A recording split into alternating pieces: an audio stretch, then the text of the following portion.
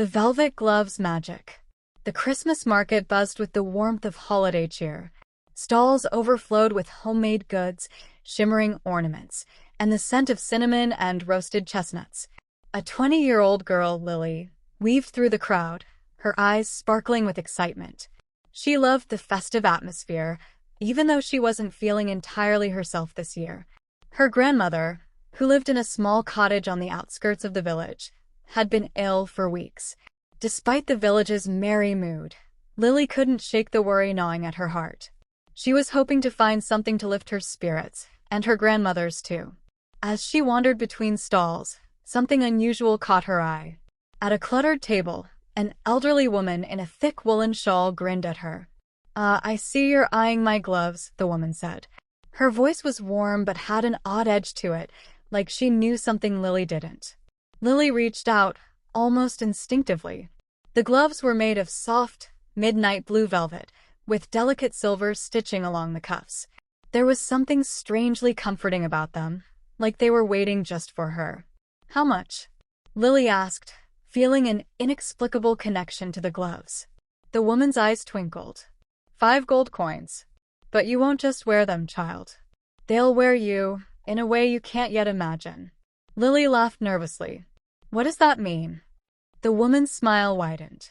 Sometimes the things we find are the things we were meant to discover. Take them and you'll see. With a shrug, Lily handed over the coins, slipped the gloves on, and continued on her way. Back at her grandmother's cottage, the fire crackled in the hearth. The old house smelled of pine and dried herbs. Her grandmother, sitting by the window with a blanket draped over her knees, looked up with a curious smile as Lily entered. "Well, don't just stand there, my dear. What did you find at the market?" she asked, her voice soft but full of warmth. Lily held up the gloves, now sitting comfortably on her hands. "These," she said. "I don't know why, but I feel like I was meant to buy them." Her grandmother's gaze softened, and a shadow passed over her face. "Where did you get those, Lily?" "At the market. The old woman said they would wear me, whatever that means," Lily said with a shrug. Her grandmother's face grew pale. "Those gloves, they were made long ago." "I can't believe it. How did they end up here?" Lily frowned.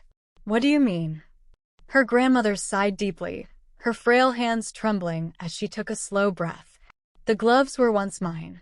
Long ago, when I was a young woman, I made them myself, stitched them with a thread passed down through generations of our family.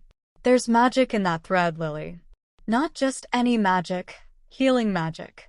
Lily's heart raced. "Healing magic? But you're not well.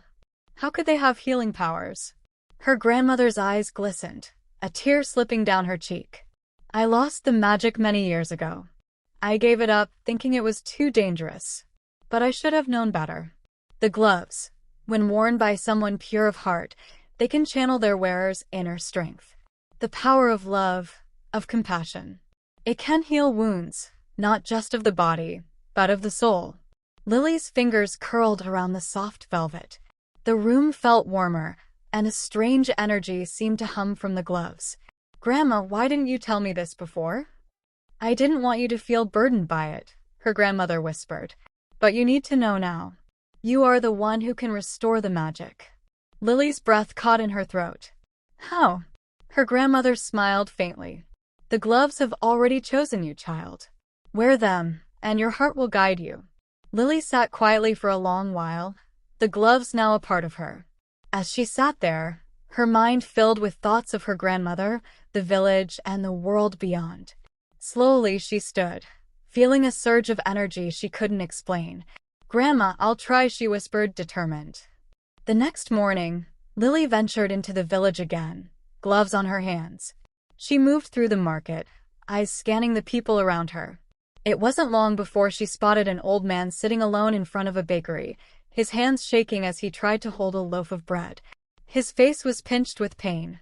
Without thinking, Lily approached him. "Are you all right, sir?"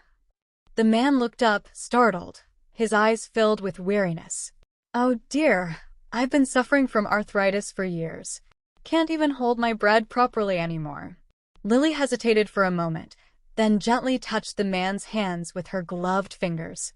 A warmth spread from her hands into his, and she felt a ripple of magic, as though the gloves were doing something far beyond her control. The old man blinked, his face clearing of pain. His hands stopped shaking, and he looked up at Lily in amazement. My goodness, my hands. They feel like they're healed.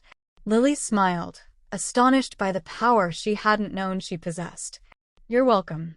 Just take care of yourself, okay? By the time Lily returned to her grandmother's cottage, the news of the miraculous healing had spread through the village.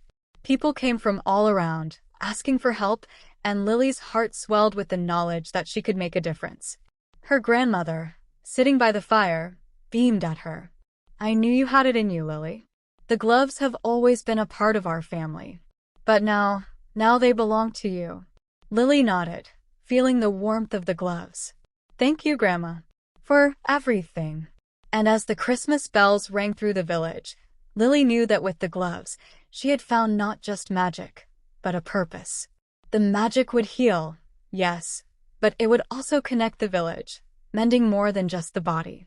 It would bring them closer together, and in the end, it was love that made the world whole.